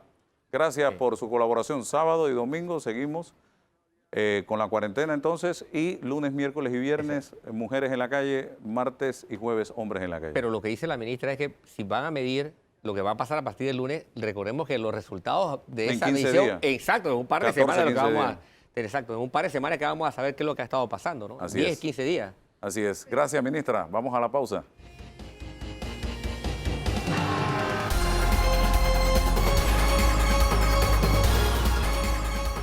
Avanzamos, señoras y señores. En esta oportunidad nos acompaña el director del Instituto Conmemorativo Gorgas, Juan Miguel Pascale. Gracias por acompañarnos. Y es que quiero comenzar con una noticia que salió esta semana en el diario La Prensa, que revela que Panamá tuvo transmisión oculta del COVID-19 durante unas 2 o 3 semanas. Y estas 2 o 3 semanas hacen referencia fundamentalmente a la época de carnavales específicamente, cosa que se desconocía y que al parecer ha sido o se ha llegado a esa conclusión producto de estos estudios. Doctor, cuénteme, bienvenido. Un placer estar con ustedes, como siempre, y compartiendo un poco de la información que generamos en el Gorgas en base a análisis genético y en base a lo que llamamos la búsqueda del ancestro más común. Podemos determinar que probablemente el virus, eso es una inferencia que se hace con modelaje molecular, el virus llegó por lo menos 2 semanas antes de la detección del primer caso. Eso lo hacemos con inferencia, así que puede haber sido que los primeros casos los tuvimos alrededor de la primera o segunda semana de febrero y que tal vez por pudieron ser casos asintomáticos, no los detectó el sistema o no presentaron síntomas graves y no acudieron. Pero eso es lo que arroja más o menos los estudios que hemos hecho a nivel molecular. Es que si sumamos y restamos, podemos llegar a esa conclusión sin entrar en los estudios pormenorizados que ustedes están haciendo. Nosotros conversamos aquí con uno de los profesores del Beckman y él nos hablaba de que la primera semana de marzo le empezaron esos síntomas de una supuesta neumonía atípica y que un par de colegas de él, incluso el profesor que murió en el Beckman, él lo encontró, le pasó al lado en camilla, en el mismo complejo hospitalario metropolitano. Y si nos vamos para atrás, 10, 13, 14 días, entonces estaríamos hablando de que quizás para mediados de febrero ya el virus efectivamente estaba circulando en nuestro país. Usted... Es muy probable, ¿verdad? Es muy probable que sí. Es muy probable que estaba circulando y que tal vez no lo habíamos detectado por diferentes razones, ya sea por la sintomatología, porque no se sospechó o porque la persona tenía otro cuadro. Y sí, eso es muy posible. Como ha pasado en muchos lados, como pasó en Italia, que no se dieron cuenta se dieron cuenta cuando empezaron a tener las defunciones, y a veces pasa, o sea que yo pienso que Panamá respondió sumamente rápido, pero la mayoría de los países cuando entró se dieron cuenta 2, 3, 4 semanas después de que el virus ya había sido introducido. Doctor, durante los primeros días de marzo o los últimos de febrero, ¿ustedes han investigado si en Panamá se dio un incremento de pacientes con problemas respiratorios y si en Panamá se dio algún incremento irregular de muertes por problemas respiratorios o no? Sí, sí, nosotros comenzamos desde enero. Desde enero, después de lo que había pasado en Wuhan, se activó un sistema de alerta buscando lo que se llama infección respiratoria aguda grave. Y se empezaron a investigar estas infecciones respiratorias y nuestro laboratorio casualmente lo que hacía era en esos pacientes que tenían un cuadro similar a influenza o un cuadro de infección respiratoria aguda grave, le hacíamos la prueba para saber si era o no la infección por este coronavirus. O sea, Panamá sí estaba buscando ya desde enero al virus. Desde el 23 de enero comenzamos con una búsqueda activa. Ustedes están analizando el por qué Panamá tiene en este momento la mayor cantidad de contagios de Centroamérica y per cápita una de las más grandes del mundo y la principal en muertes también en la región centroamericana, doctor. Bueno, Panamá primero es uno de los países de la región que está realizando más pruebas. Tal vez tiene mayor nivel de positividad que otros países porque, bueno, debemos hacer más pruebas, pero además porque estamos haciendo pruebas en sujetos que tienen síntomas. Así que la probabilidad de que sea positivo es mucho mayor que si usáramos pruebas dirigidas a personas que no tuvieran ninguna sintomatología o simplemente a contacto. Así que por eso tenemos mayor probabilidad de que estén positivos. Además, Panamá, es cierto, si usted se fija, realmente Panamá tiene mucha gente que está en la calle. Panamá tiene 50% de informalidad y mucha de esa gente tiene que salir y a muchos de ellos tampoco se protegen, se creen inmunes al virus. Y sí es cierto que tenemos gran cantidad de transmisión. Pero por otro lado, Panamá está reportando lo que está pasando. Ese es harina de otro costal. Hay lugares que ni siquiera saben realmente cuántos casos tienen porque no tienen la capacidad de hacer las pruebas. Ustedes han estado analizando, según el estudio, la evolución epidémica de Panamá comparativamente hablando con la de Brasil. ¿Qué han podido concluir ahí? Bueno, Brasil también tiene una transmisión enorme del virus. Incluso el problema que tiene Brasil es que hay muchos lugares que no tienen la trazabilidad o la capacidad de trazabilidad. Y entonces hay gran diseminación del virus por diferentes regiones.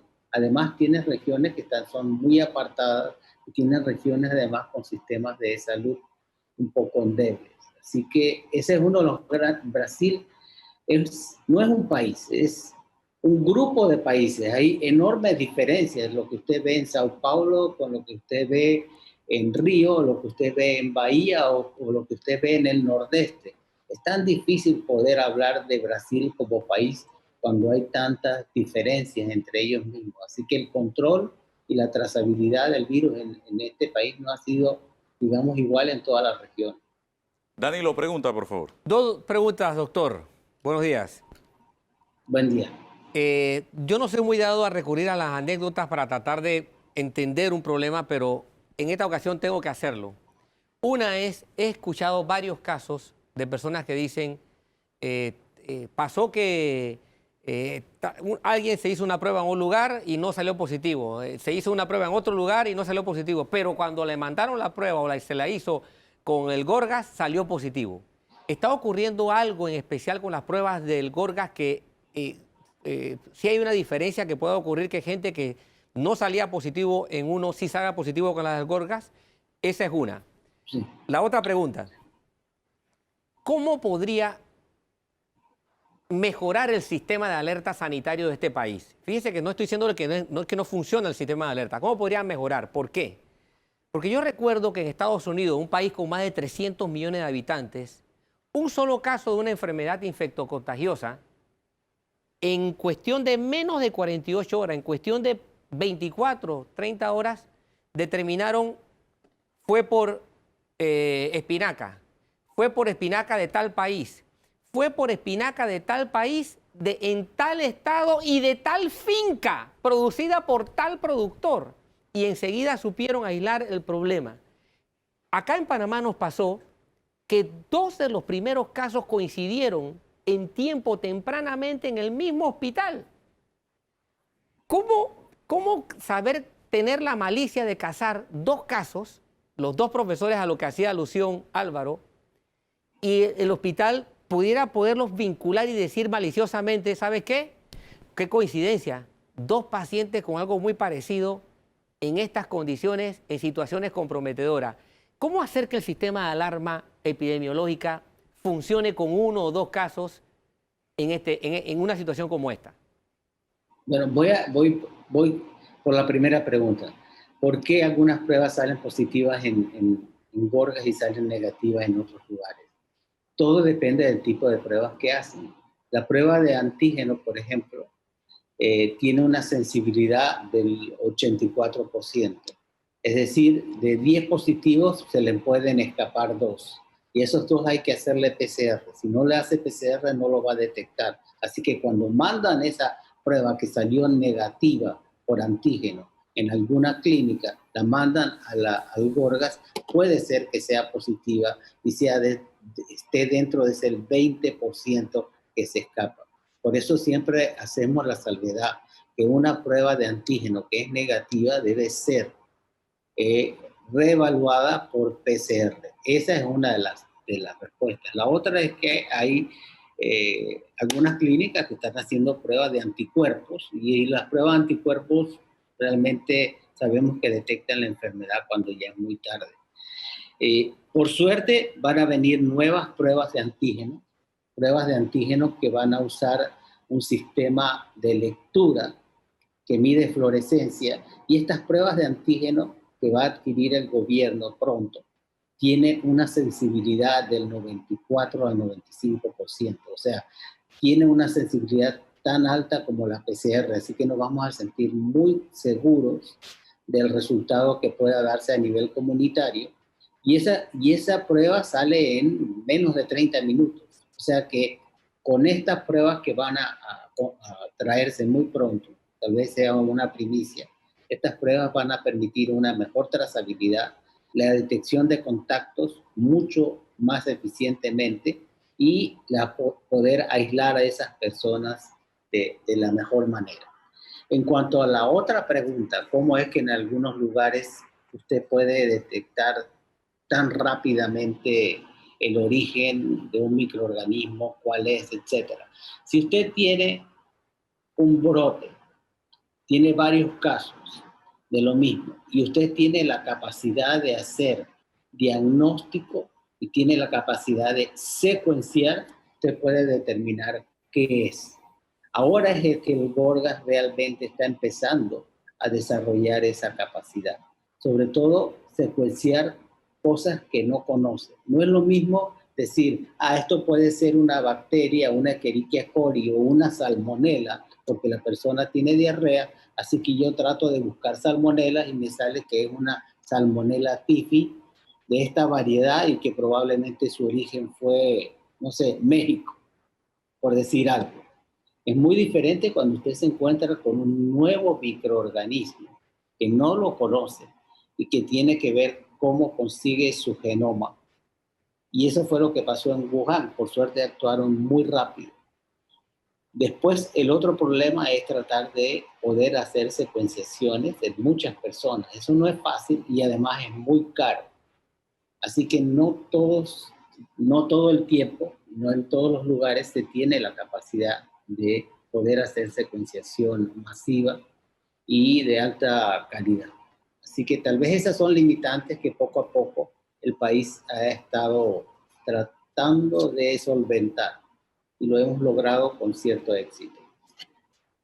Gracias, doctor Pascale. Un mensaje final a la población panameña de parte de ustedes, que son quienes están en este momento trabajando duro, intensamente en este combate a muerte contra el COVID-19. Adelante. Bueno, un mensaje es que el Gorgas está para servir a la población estamos haciendo investigación, estamos muy metidos en la parte de análisis genómico del virus. Pero hasta ahora hay 1.285 secuencias o genomas completos en Sudamérica reportados. De esas 1.285, Brasil ha publicado 770 y el segundo país que más ha publicado es Panamá, que tiene 313. Ya vamos por más de 313.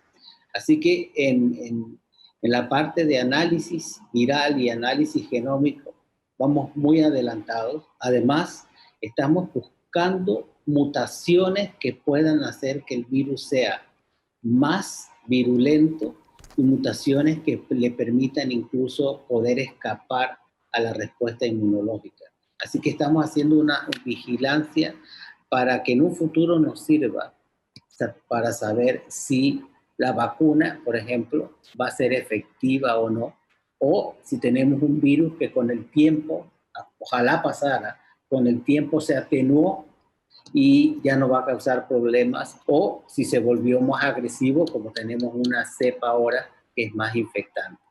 Así que también esa es la otra que estamos haciendo y esa es nuestra labor. Para eso está el Gorgas, para ver cómo a través de la investigación podemos tratar de ayudar a resolver los problemas de salud del país. Muchas gracias, doctor Pascale, por compartir con nosotros en la mañana de hoy. Señoras y señores, acabó el tiempo. Será hasta el próximo domingo cuando estaremos nuevamente en otro debate abierto dominical.